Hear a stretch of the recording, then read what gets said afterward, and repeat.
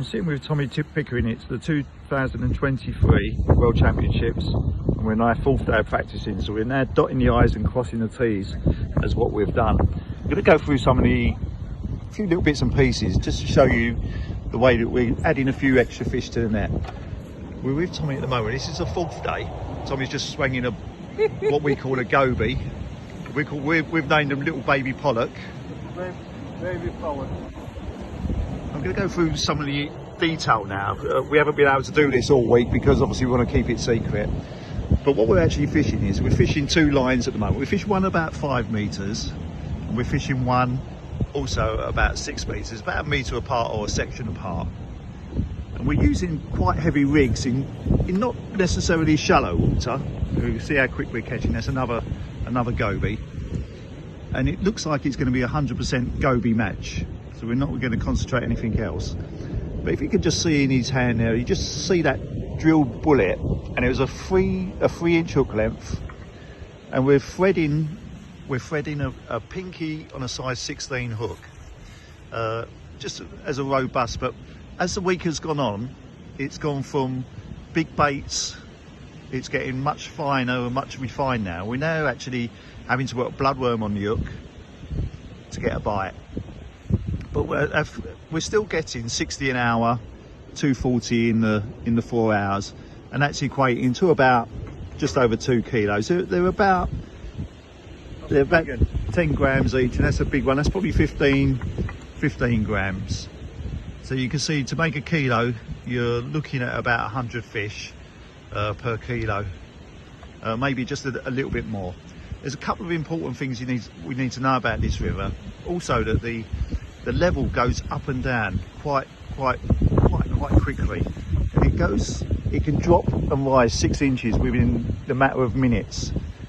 Now, what you would actually do in that situation, back home, you would think, right, okay, let's move our floats up and down 6 inches to accommodate the fact that the water's gone up and down 6 inches. But what we're actually doing here, we're not actually doing that because we're fishing on a slope that is going away from us.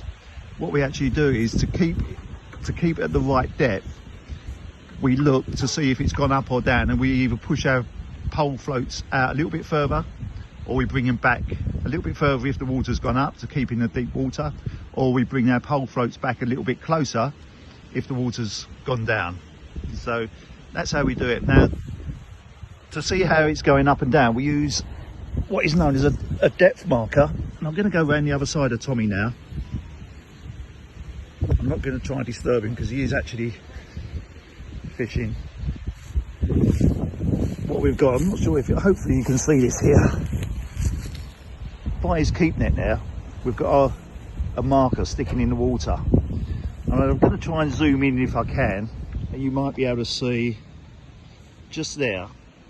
You see there's an elastic band that we've put around the pole, and you can see there that that's probably about an inch, maybe 2 inches down at the moment.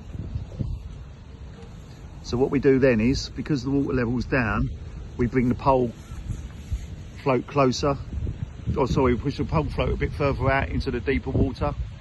Now when the water goes back up, then we'll do it the other way round. Oh, big pollock. There we go. Tommy's just swung in another big pollock, as we call them. And as you can see there, we're quite quick. We're getting sort of, I would say we're now sort of 70, 75 an hour at the moment. But we also got to be mindful that there's times when we're not catching like that. Let's just concentrate on his pole float for a second. It's quite a fine tip float, and we're dotting it right down as well.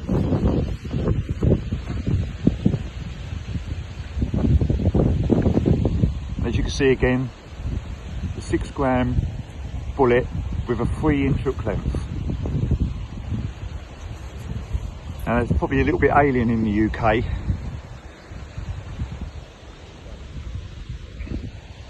That size rigs, but you need to get the bait down quickly to these gobies and fishing. There you go, there's a small one that time. But it is important to fish these fairly heavy rigs in sort of 6 foot of water. So, and we've also found that the ideal depth for catching gobies is about 6.5 foot with a 6 gram rig. And we've also fed 2 lines.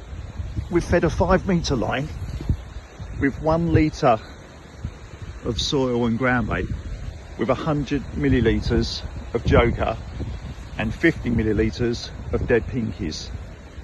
There again, small goby. You see how quick we're catching.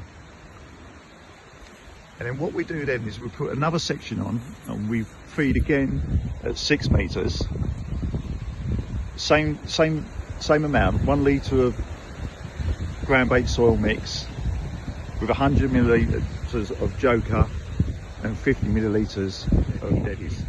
Now the reason we do that is because later on during the week we found it difficult to keep fish coming on both the 5 metre line, on one 5 metre line, and we've had to drop onto the 6 metre line and catch on there, and then hopefully come back again on the 5 metre line and catch again. So it's a case of rotating or pushing in and out of the 2 lines to keep fish coming. As you can see, there's another goby. Now there's going to be tight margins in these World Championships. You know, 50 grams, 5 gobies here and there is going to make a big difference. So it is a lot about efficiency. And we found that you can start on the pinky, a threaded pinky on a size 16, catching really well. But as the day goes on and as the week has gone on, you get more and more onto fishing with bloodworms on the hook. And that slows it down a bit, because when we was at the start of the week, we could catch 15-20 fish on a threaded maggot. But now we're catching. Now we've got a tangle. And now Tommy's got a tangle. Under pressure. Oh, look at that there. Look. Even world champions get tangles, Tom. I get tangled more than everybody. First one this year. First tangle this year? Yeah. That's good. I'm usually on my 10th or 11th within the first 10 minutes.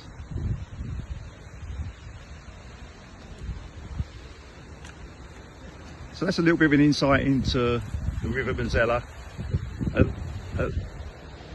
This World Championships are very few silverfish being caught. So we've sort of pretty much ruled out fishing for silverfish. And we've made our team plan all about fishing for gobies. Now a goby, if you're not too sure what a goby is, it's a sort of a cross between a gudgeon and a ruff, and is that what you say, Tom? Cross between a gudgeon and a ruff? A bit like a Tommy Ruff, but a bit like a gudgeon. Their heads are predominant, their eyes are predominantly placed on the top of their head, so they're always looking up for bait coming down. And one of the key things we found this week is the way you put your rig in. If you bomb it straight down, I'll see if I can see Tommy's rig now. I'm not sure if I've got it there, but what I'll do is on the next go out, what we do is we bomb it down, but we hold the float a half a float length out, and then we drop it that last bit. Because the gobies are always looking upwards, they see that bait coming down that last couple of inches, and they drop and they see it and they grab it. Tommy's going to take a second out at the moment to do this for us. Very nice of him. See if he's catching. There's the float. Holds it out the water half the float length, and then we bomb it straight down. And that usually gets a textbook, what we call a textbook bite. And also a couple of other things that are important is the strike as well. We're not doing these big Zorro strikes. We're doing these sort of lift bites, really, like you would be for fishing for sort of F1s, even though they're not F1s, but sort of little tiny strikes. And that's really important, because you don't want to be wasting too much time. So you want to be doing a short strike, fish on, straight back. Short strike, yeah. A short strike, no fish on, straight back down again. Hold it out the water half a float length, and you're catching fish again. So it really is, It really is a time and motion type place. People have tried to catch on whips, which you'd think would be the ideal thing to do, but that long line, it just doesn't suit catching gobies. And it's actually it's a lot slower fishing a whip, because you tend to strike with a whip, bring the whole lot out of the water and then lay the whole lot back in again. Doing it with a short line makes it much, much quicker. And I look at the short line as well. If you look at the length of lash, I'll probably not see it at the moment, but the length of lash we have is probably 6 inches, would you say, Tom? Yeah, 6 to 9 inches. 6 to 9 inches. There you go, you can see it again there. That's also key. So it's all these little tiny bits and pieces that add up to more fish in the net. So the short lash, the heavy 6 gram rig, the 3 inch hook length, the threading the bait on, they all add up to precious moments catching fish. So when we first started at the start of the week, the fishing was exceptionally good. We was at sort of 100 an hour, and which would be like sort of 3 kilos. And at the start of the week, our aim was 3 kilos per man, but we've sort of adjusted it now as more and more people have fished each day. The gobies have got thinner and thinner, and we're now looking at sort of 2 kilos a man, maybe 2 kilos plus, just over will be a good weight all the way through.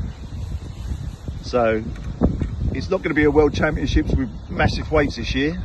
It's going to be fine lines between doing it right and doing it perfect, and that's going to be the difference between winners and losers, I think.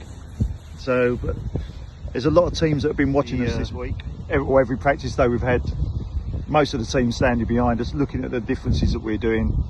And to be fair, when I've gone back and seen them at the end of the week, you can see that they've changed their fishing to suit the style of fishing that we're actually doing. So it's a compliment in a way that they're doing it, but there's still a few little bits and pieces that we're doing that I don't think they've actually seen the detail, which I think will work in our favour.